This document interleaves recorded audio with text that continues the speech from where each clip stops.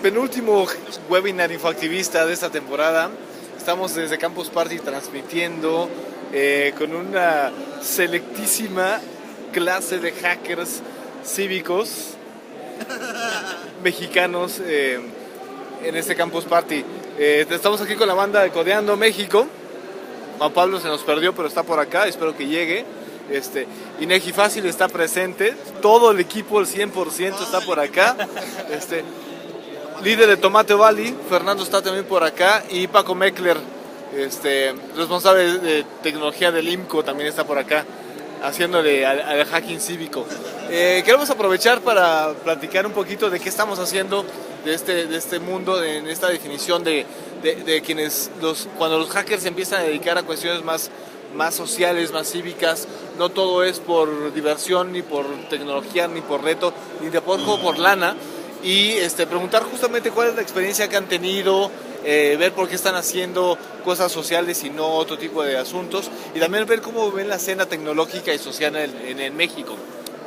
Igual, antes de platicar sobre cada uno de los proyectos, les recuerdo que básicamente en México llevamos casi 4 años de hacking cívico, donde se empezó prácticamente desde sociedad civil con un primer hackathon que se llamó Open Data MX, en donde se liberaron información y datos que venían desde fuentes gubernamentales, pero se liberaron a través de solicitudes de acceso a información que se hicieron a través de ONGs.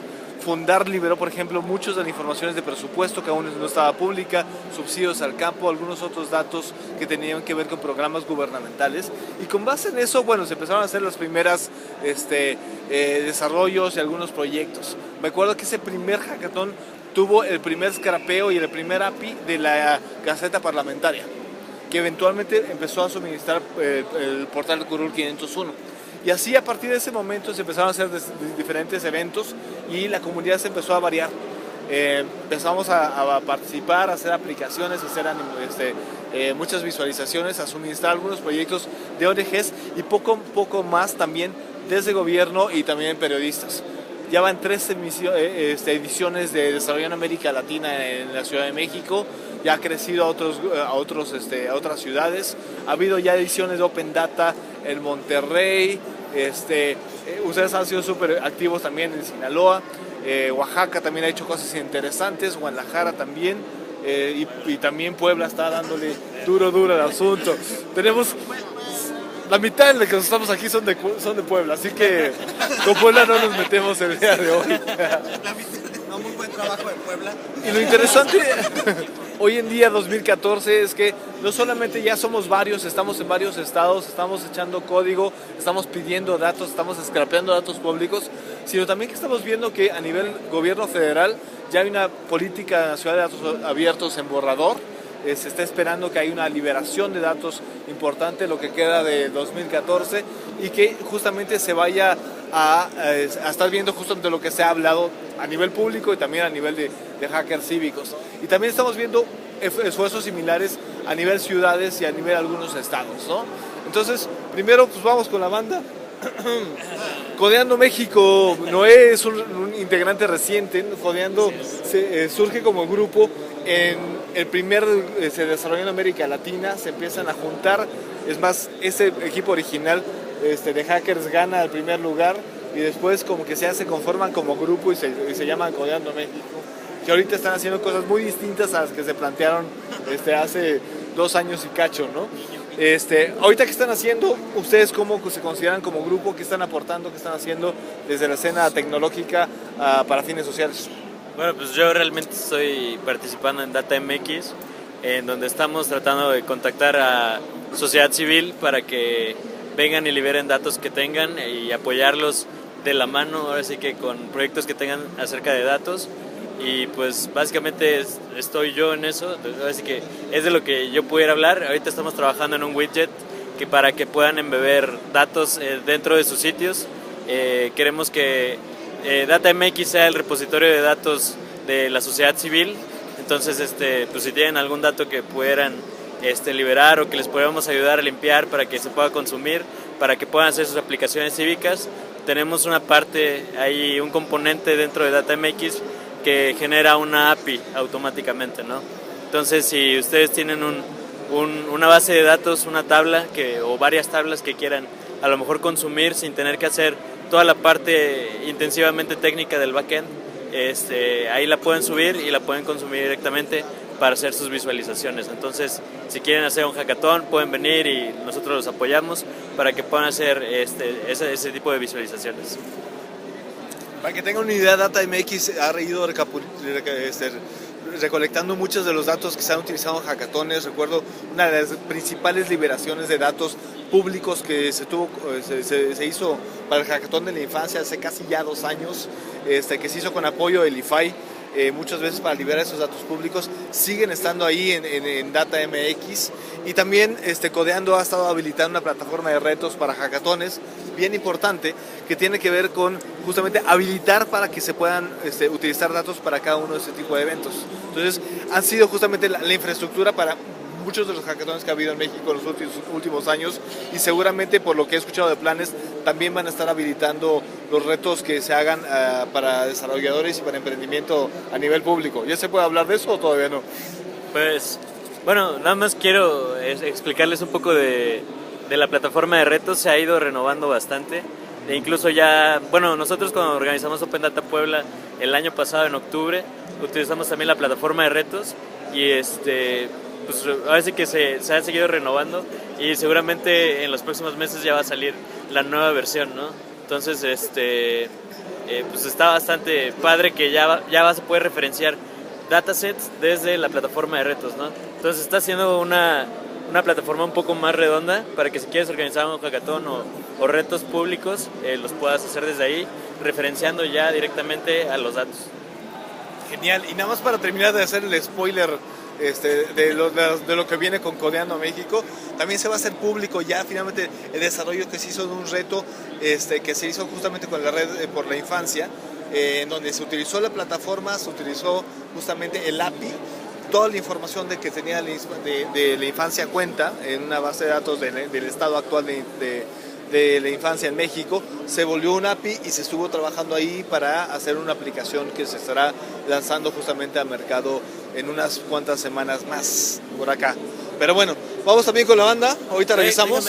Último comercial. Último comercial. En Nuevo León, Alcalde Cómo Vamos ya hizo ahorita, junto con la Brigada de Hacking Cívico que está en Monterrey, una visualización con la API de DataMX. Si quieren checarla, chequen el Twitter en Codeando México, @Codeando México. Buenísimo. Y los otros cracks de Puebla, el equipo de INEGI Fácil, cuéntenos su historia. Ustedes han estado trabajando sobre básicamente cómo hacer mucha de la información que ya está que ya tiene el gobierno, muchas veces disponible en una página web. ¿Cómo se puede consultar de una manera sencilla y fácil? Traen INEGI Fácil y traen el ramo 23. ¿Qué onda con eso? ¿Cómo se puede utilizar? ¿Por qué empezaron a hacer eso y no un videojuego o una página web que les dejara lana? Okay. Porque el comienzo, en realidad la idea era tener datos del INEGI, era ver la posibilidad, era un ejercicio técnico totalmente al principio. Quería Boris identificar si era posible sacar los datos o no. La primera vez que él lo intenta, no se pudo, no tenía todavía como los conocimientos técnicos. Nosotros estábamos trabajando de freelance desarrollando para unas empresas de Canadá. Después de 2 años de estar trabajando con ellos, el nivel subió bastante de los dos. Una vez que él logra la conexión, libera la versión 1, pero en la versión 1 llega a haber 2 visitas, 1 visita, 0 visitas, así durante casi 3 meses. En enero el INEGI Fácil está por morir y hay un correo que llega del INEGI que es el correo que salva a INEGI Fácil de morir. Entonces Boris platica conmigo y empezamos a trabajar en una versión a lo mejor un poquito más estable. Boris decide que no lo va a matar y entonces hay un evento que era... ¿Qué evento era? Bueno, lo organizamos junto con ustedes, ¿no? Allá en Puebla, que fue el Data Meetup en Puebla que organizamos. Cuando vamos al Data Meetup, entonces es cuando nos damos cuenta que sí hay gente a la que le interesa la cuestión de INEGI Fácil y decimos, pues va, con todo, vamos con todo. Y empezamos a trabajar verdaderamente. Ya habíamos rediseñado, pero decimos que la vamos a rediseñar bien. empezamos a trabajar en que sea totalmente útil, fácil de usar, que sea móvil, que la puedas abrir ya sea en tu tablet o en tu celular y que además puedas compartir la información que sacas del INEGI. Actualmente ahorita ya puedes obtener datos del INEGI a través de INEGI Fácil. Tenemos un servicio REST, ya te puedes conectar, están todas las instrucciones ahí para que te lo saques, ya no necesitas ni siquiera utilizar INEGI Fácil. Puedes entrar ahí y armar tu propia versión de INEGI Fácil. La idea es que cualquiera pueda armarlo. ¿Quiénes están usando INEGI Fácil y qué reacciones han tenido ya de esta primera generación de usuarios? Me parece que por el mapa de Google Analytics, uno de nuestros primeros usuarios de INEGI Fácil es el INEGI. Muchas visitas de Aguascalientes. Y hay algo muy chistoso, desde hace medio año voy siguiendo cómo desarrollaron su nuevo mapa y lo volví a revisar hace apenas como 2 semanas e incluyen herramientas que no tenían y que sí tenía INEGI Fácil en la manera de navegar los mapas. Me parece que más que realmente conocer quién está usando INEGI Fácil, por lo menos ahora ya conocimos quién sí podría necesitar los datos de INEGI Fácil o del INEGI. Al principio la idea era de que solo cuates que estaban en la universidad o en la prepa haciendo tesis necesitaban ahí algún dato, ¿no? Pero como hay un montón de prepas y un montón de universidades, pues dijimos igual y esta cosa funciona. Pero ahora vimos que hay investigadores, personas de negocios, hasta curiosos que les interesa saber más de México. ¿Y cuál ha sido la relación que tienen con el INEGI? El INEGI es realmente el centro de estadística nacional. Ellos tienen toda la información, la deberían hacer pública y disponible a la ciudadanía. No es fácil. O sea, ¿qué tiene ese servicio público que ustedes dijeron, vamos a meterle tiempo para hacerlo fácil y utilizable y que los datos se puedan utilizar de una manera sencilla y más natural? Hasta hace una semana no sabíamos nada del INEGI como institución. Apenas este lunes visitamos al cuate que nos escribió el correo, ya lo conocimos y nos platicó bastante de cómo funciona el INEGI en cuanto al manejo de información. Ellos parece ser que tienen así pública tal vez ni el 10% de la información que tienen. Gran parte de esa información es como clasificada porque tiene datos de particulares, de empresas, personas y demás. Nunca la van a liberar, obviamente. Y también hay una gran parte de la información que la tienen, pero todavía no la tienen disponible en el web service. Curiosamente, hay información que está disponible en el web service, pero no está disponible en el sitio web. Entonces, creo que el detalle con ellos es que simplemente tienen demasiados datos. Tal vez tengan 10 veces más información ellos solos que todas las dependencias de gobierno, todo lo que hay en el país. O sea, ellos tienen datos de 1890 por ahí. Entonces, obviamente que es una tarea gigantesca. Su presupuesto para operar por año es idéntico o muy similar al de la Universidad de Puebla, de la UAP, por año también. Entonces, la verdad hacen mucho con relativamente poco dinero. Buenísimo. Fernando viene de Tomato Valley, grupo de cracks, desarrolladores, y ustedes no se consideran hackers cívicos, ¿no? Básicamente son coders, son for profit, están aquí, pero tienen su corazoncito. Entonces, y ese corazoncito no es solamente un tomatito. ¿Cómo ves toda esta escena hacking cívico? Ustedes como developers, sé que se han tratado de meter a temas sociales. ¿Qué los detiene? ¿Qué no los detiene? ¿Qué los alienta? ¿Cómo están viendo esa escena para ver cómo es que un desarrollador puede meterse a hacer la diferencia en cuestiones cívicas, sociales, en el día a día, ¿no? Bueno, pues nosotros empezamos en el hacking cívico hace un año, más o menos un año. A Sinaloa lo golpea el huracán Manuel y hay una reacción muy lenta de las instituciones de gobierno. Y sinaloenses que viven en el DF, en Guadalajara, nos empezaron a contactar vía Twitter, nos empezamos a reunir haciendo el hangout y ese tipo de cosas, y empezamos a desarrollar plataformas de dónde estaban los albergues, plataformas de cómo podían desarrollar las despensas, cómo hacerlas de una manera ágil. Entonces, fue prácticamente de una, y lo que nos mete en esto es una desgracia natural, ¿no? A partir de ahí empezamos a trabajar y a conocer personas. Nos tocó conocer a Pepe de Oaxaca, del gobierno de Oaxaca. Lo habíamos invitado a un Open Data que tuvimos que cancelar por el huracán. Entonces ya nos empezamos a meter cada vez más en esto del desarrollo de aplicaciones hacia la ciudadanía, ¿no? Porque nosotros empezamos con el rollo del emprendimiento. Cuando empieza Tomato Valley es enfocado al emprendimiento y el huracán genera la rama del hacking cívico. Ahorita estamos trabajando, por ejemplo, con cuestiones de minusválidos. Vamos a sacar varios desarrollos que tienen que ver con problemas de salud tipo autismo y ese tipo de cosas. Generar datos y generar aplicaciones para los niños con autismo y los papás que tienen niños con ese problema. Entonces nos ha ido empujando la misma necesidad de las personas a desarrollar ese tipo de cosas. Y ustedes como grupo de tecnólogos, ¿cómo se están acercando en diálogos y físicamente con esos grupos que muchas veces son muy ajenos a ustedes, ¿no? Ellos vienen a ustedes se acercan, ¿cómo detectan qué es necesario hacer? Si hay una demanda o no hay una demanda, tanto de datos como de aplicaciones. ¿Cómo es ese baile que muchas veces es bien complicado?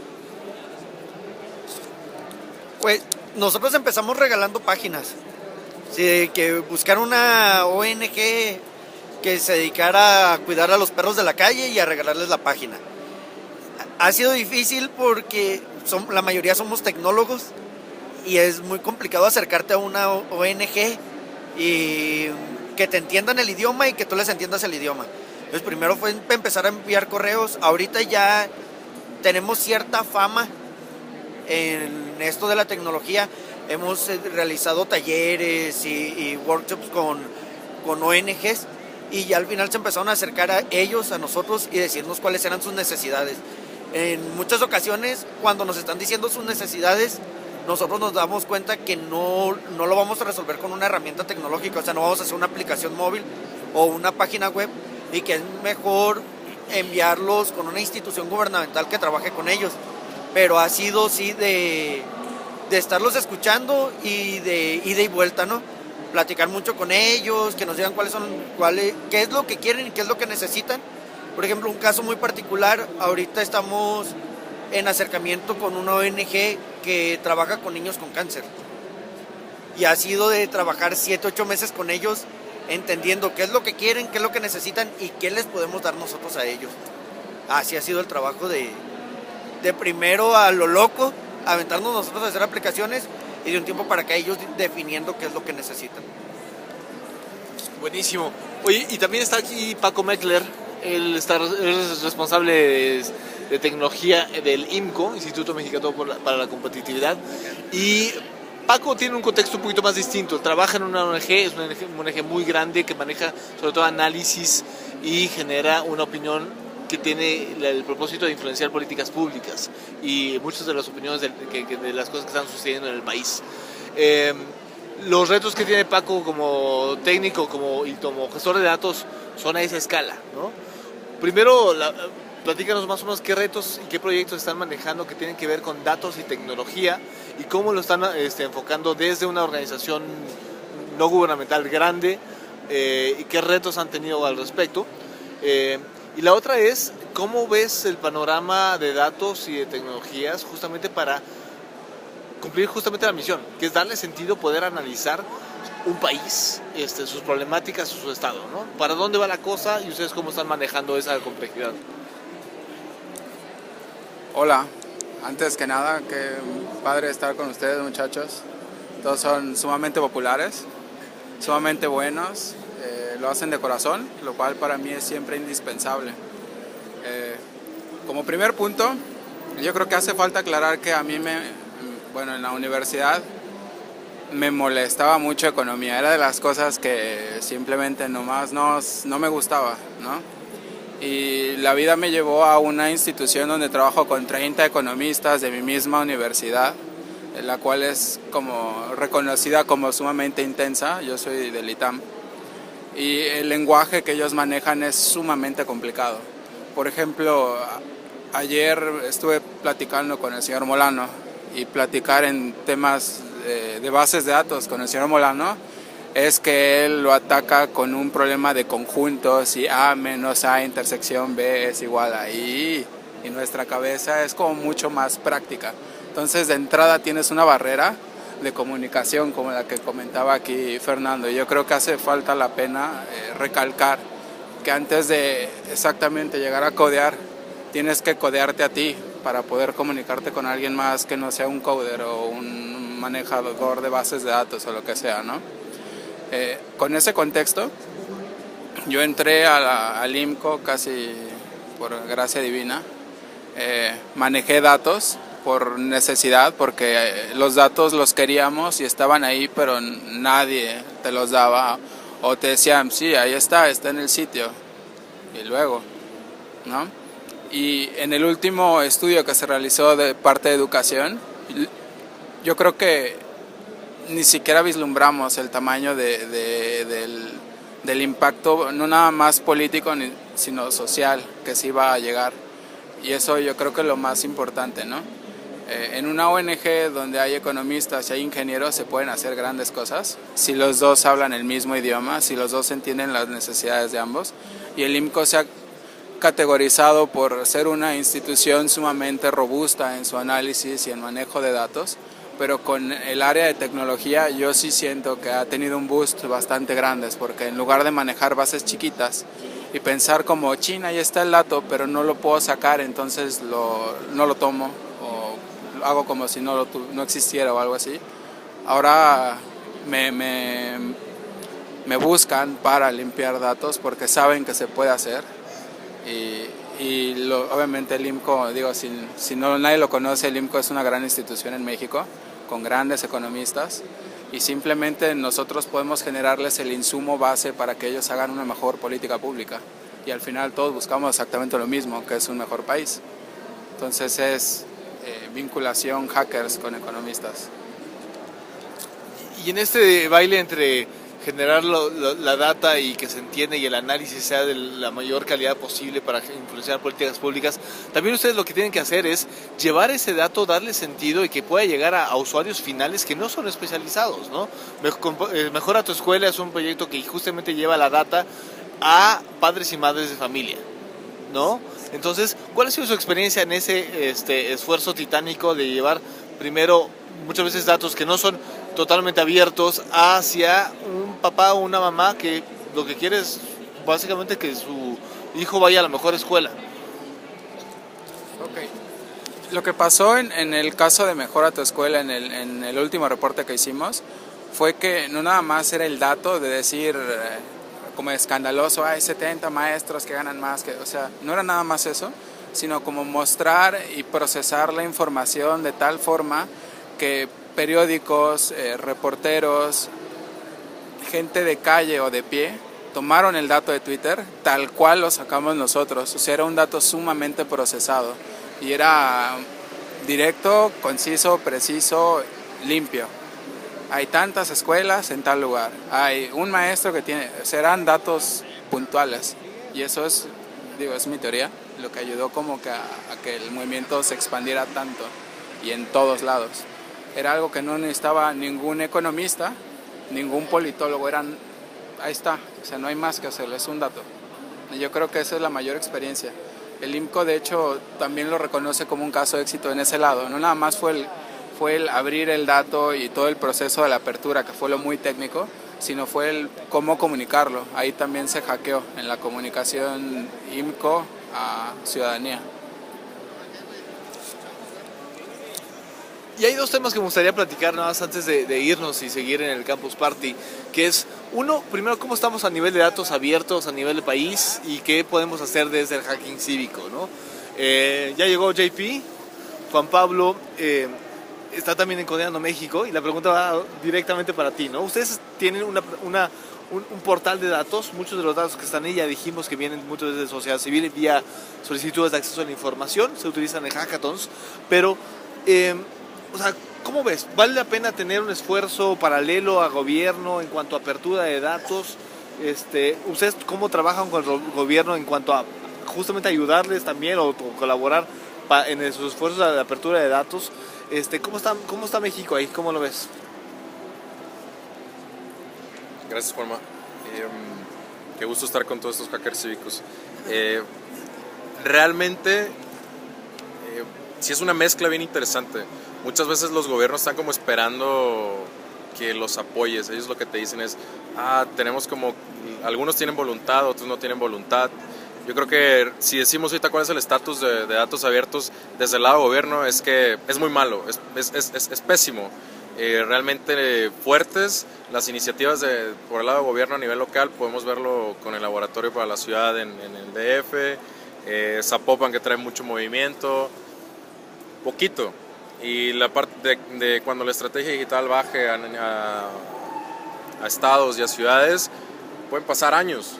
Entonces, realmente lo más sólido va a llegar de los hackers cívicos, implícitamente utilizando el Open Data que para las personas implícitamente están abriendo los hackers cívicos, utilizando en sus aplicaciones.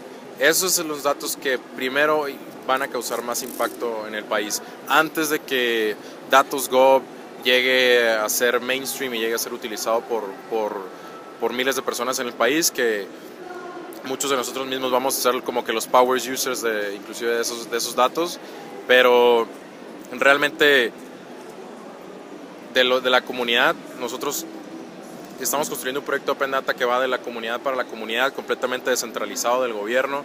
No tenemos una agenda para publicar los datos, no tenemos que pedir permisos, sí tenemos que fijarnos en las licencias, eso sí, y es importante colaborar con el gobierno en este proceso para hacerlos entender que Open Data lo único que hace es ayudarlos en el discurso, y más allá de lo que ellos ven a veces con miedo de ciertas partes de la transparencia, es qué partes podemos ayudar para desarrollar servicios que ellos no van a estar a la velocidad de desarrollar ni al nivel de innovación de desarrollar. Ellos muchas veces ven este tema como, muchos gobiernos se ven este tema como qué tanto presupuesto tengo para hacerlo, y del lado de la comunidad se ve como qué tanto impacto quiero generar con esto. Y ponemos, en Cuidando México estamos poniendo como en segundo plano el tema de qué tanto le cuesta a un gobierno ejecutar eso. Le estamos poniendo una herramienta para que inclusive un gobierno llegue y se monte en esta plataforma. Realmente creo que a la par es como va a tener muchísimo más fuerza. Oye, y en este proceso de apertura de datos, ustedes ya están teniendo las primeras pláticas a nivel INEGI. En Sinaloa, ¿han tenido contacto gubernamental? ¿Cómo están en esta danza entre tanto con gobiernos como también con organizaciones sociales y academia? ¿De dónde están saliendo los datos, por ejemplo, en Sinaloa? Buena pregunta. La situación sinaloense, yo creo que se ha demostrado que es un estado que se está cosiendo aparte en esto de la apertura de los datos. La respuesta gubernamental es que ya son públicos, inaccesibles, pero públicos. Y nosotros, no, es cierto, y nosotros ahorita que se está diciendo eso de que es del lado de la ciudadanía hacia la ciudadanía, hemos tenido que trabajar así, que se generen datos del lado de la ciudadanía y que los consuma la misma ciudadanía, porque literalmente, o sea, podemos hablar de que comunidades más grandes o ya instituciones más grandes como dos que tenemos aquí, ni siquiera recibieron información de las escuelas públicas del gobierno del estado de Sinaloa. Y puedes ir y patalear y llegar con el IFAI y no vas a recibir la información de la CEPIC ahí en Sinaloa. Entonces es un hermetismo, todavía no entienden ellos lo que está sucediendo fuera del estado en cuanto a información y las ventajas que pueden obtener, y nos ha tocado trabajar nada más del lado de la ciudadanía, generar información y regresársela a la ciudadanía para que se puedan generar más aplicaciones, que se puedan generar diferentes acciones sobre ese tipo de información, ¿no? Y esto va para largo, vamos a hablar de que se va a terminar el sexenio de este gobierno y todavía hasta el siguiente vamos a ver qué pasa con el nuevo gobierno en cuanto a datos. A mí me tiene como muy preocupado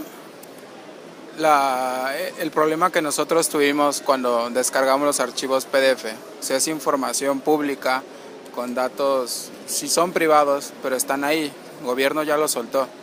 Y nosotros tuvimos realmente un problema legal en puerta porque teníamos datos privados en manos de privadas, pero el dato era público.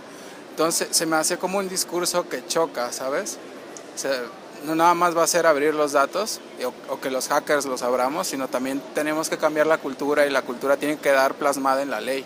Y la ley tiene que respaldarnos a nosotros para que realmente podamos hacer uso pleno y conciso y sin ningún tipo de ilegalidad o discrepancia legal en la cual podamos caer.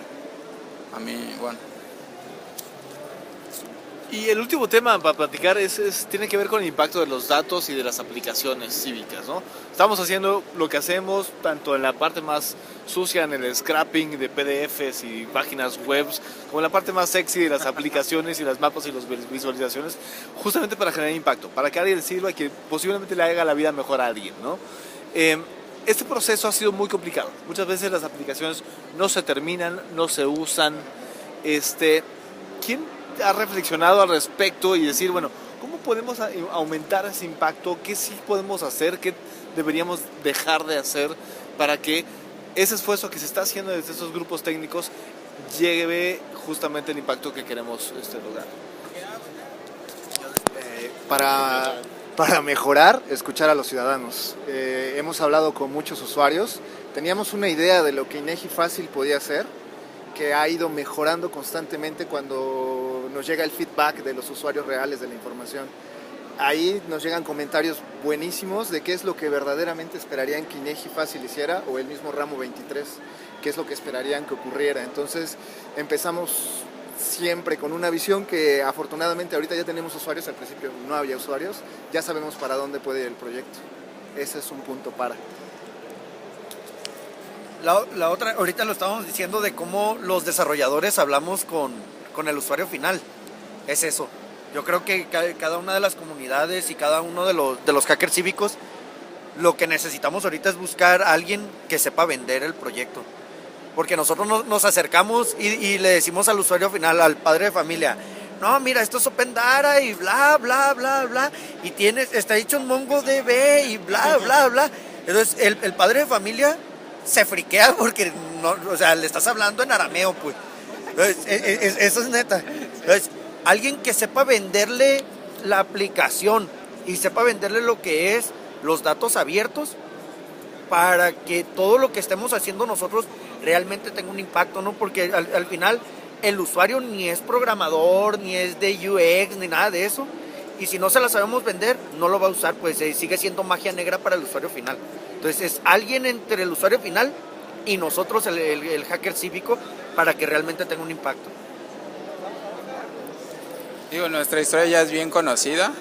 El diseño de la aplicación inicialmente fue pensado en cómo los padres de familia van a buscar por internet, porque nuestro proyecto es muy por internet. Y todo el desarrollo se hizo pensando en que la plataforma iba a ser un build directorio con información básica, y de esa manera hicimos un mapeo de teoría a Search Engine Optimization, y al final terminamos con 2 millones de usuarios en menos de un año, lo cual es un súper número. Pero, o sea, visitas no es igual a un impacto social, y ese es todo el tema. O sea, realmente va a ser algo, podemos hacer algo que nos falta. O sea, ya llegaste ahí, ¿qué sigue? Pues necesitamos vinculación, pero necesitaríamos una red y somos 3 personas, y entonces nuestro enfoque no podría ser crear esa comunidad, sino nos estamos yendo más con el core del IMCO, que es un poco análisis de datos y empujar de ese lado a política pública, y siempre poniendo la información a disposición de otros actores que puedan ayudarnos con todo esto. ¿Qué hacer? ¿Qué no hacer? Agregando ahí, obviamente la parte de vender y hacer política pública con todo esto, socializar.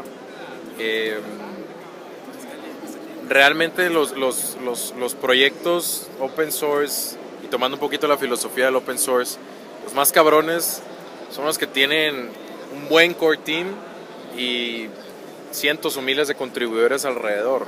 Lo que estamos viendo es, no sé si es como una lucha de egos o que no hay un claro thought leader en ciertas aplicaciones, que cada hackathon ves las mismas. Entonces, o sea, Rails no es el mejor, cada quien trató de hacer su Rails, a lo mejor hay muchos otros frameworks, pero Rails es un proyecto de más de 5,000 contribuidores, tiene un buen core team, cracks manteniendo el proyecto, pero yo creo que adaptando eso de buenos proyectos open source al ecosistema de aplicaciones cívicas en México, imagínate un proyecto donde estén colaborando acá un equipo de cracks en conjunto y en vez de que cada quien traiga su rollo por cada lado, armes un A-Team, un equipo de jugadores clave y todos de repente colaborando en conjunto, no importa que todos estén en la misma, que no estén en la misma ciudad, pero de repente todos están colaborando, no en ideas, en código, y eso transmite muchísimo para traer más desarrolladores al movimiento y que esos desarrolladores que ya llegan como que tienen una idea bien clara de cómo está el asunto, y yo creo que la socialización en conjunto, eso es clave. Noé, ¿cómo hacer más grande la comunidad de hacking cívico? ¿Cómo entusiasmar y cómo generar ese impacto? Fíjate que a mí me gustó mucho el ejercicio que hicimos juntos cuando hicimos Open Data Puebla, que nos dieron la recomendación de que habláramos con sociedad civil de lo que se necesitaba, y realmente sí pudimos hacer, digamos que 2 juntas, que incluso fueron 3 juntas antes de que se hicieran todos los retos. Entonces, a través de los retos... Llegaron con 4 retos muy claros, ¿no? Sí, llegamos con 4 retos así ya bastante claros de lo que necesitábamos, y esos retos los definimos con la sociedad civil, o sea, hablamos con ellos, les preguntamos qué necesitaban y les dimos recomendaciones de cómo podían resolver a lo mejor esos problemas con un poco de tecnología, ¿no? Entonces, de hecho, pues ganaron unos chavos que hicieron una app para andar en bici, y después de eso el reto pues fue más bien darle seguimiento, y cerca de 6-7 meses después, ahorita ya al menos ya tenemos una app que se va a exportar a los markets, ¿no? Pero creo que también una parte muy importante para que se desarrollen este tipo de proyectos es generar una comunidad, juntarte con la gente que tiene gustos afines, que les gusta hackear las cosas, que les gusta hacer código, que les gusta crear, ¿no? Entonces creo que más bien lo importante es formar esa comunidad y complementarla pues con la ayuda de la sociedad civil y con el gobierno, ¿no? O sea, exigirle al gobierno que saquen datos que realmente nos sirvan, ¿no? Porque, o sea, igual y ese ejercicio fue muy bueno de parte de la sociedad civil, pero realmente no tuvimos datos buenos en ese hackathon, ¿no? Entonces, pues hay que seguir pidiendo los datos. Genial, pues ya también para terminar, una última reflexión aquí de Maxflow, que estaba en la cámara, pero seguramente estuvo pensando qué onda. ¿Qué hacer y qué no hacer desde el hacking cívico? Bueno, ¿qué no hacer? Y aunque aquí hay mucha experiencia de quienes ya han interactuado y participado en este webinar, pues desde el hacking cívico no reinventar lo que ya está hecho. Mucho del software ya se ha usado, se han mostrado muchas plataformas que han mostrado efectividad, también han mostrado muchos fracasos que se han ido mejorando a lo largo del tiempo. Entonces no se tiene que reiniciar todo desde cero. Mantener siempre las expectativas controladas, es decir, de pronto los proyectos suelen llegar a puntos donde la tecnología es la parte principal y se deja de lado al usuario al cual se quiere beneficiar. Entonces, si se puede lograr un ejercicio en donde se minimice o se reduzca hasta llegar a un objetivo claro y que ese objetivo se cumpla con la tecnología como apoyo, y en donde se evalúan distintos factores como la penetración, el público al cual se va a beneficiar, a quienes van a usar la plataforma, etc., y qué propósito tiene que se use la plataforma, siempre va a mantener la idea de los proyectos mucho más sustentables a largo plazo, pero también replicables para otros ejercicios fuera de los contextos locales. Entonces, ahí desde el hacking cívico creo que hay muchas experiencias que se pueden compartir. Por ahí muchos de los que estamos aquí presentes hemos participado en diferentes hackatones, hemos organizado y entonces hemos generado estas redes de colaboración para compartir conocimiento, así que todos desde perspectivas diferentes y localidades diferentes hemos aprendido mucho y hemos compartido, así que creo que replicar y partir de eso, de ese conocimiento ya adquirido, permite que la comunidad vaya creciendo. Excelente, pues ya terminamos. ¿Algo más que quieran agregar? ¿No? Muchísimas gracias. Codeando México, INEGI Fácil, Tomato Valley, IMCO, aquí el MEX también de SocialTIC. Nos despedimos desde Campus Party México, vamos a seguir hackeando por acá y a seguir compartiendo experiencias y aprendiendo, dejar de hacer lo que no sirve y empezar a hacer cosas nuevas y eficientes. Nos vemos en la próxima. Muchas gracias.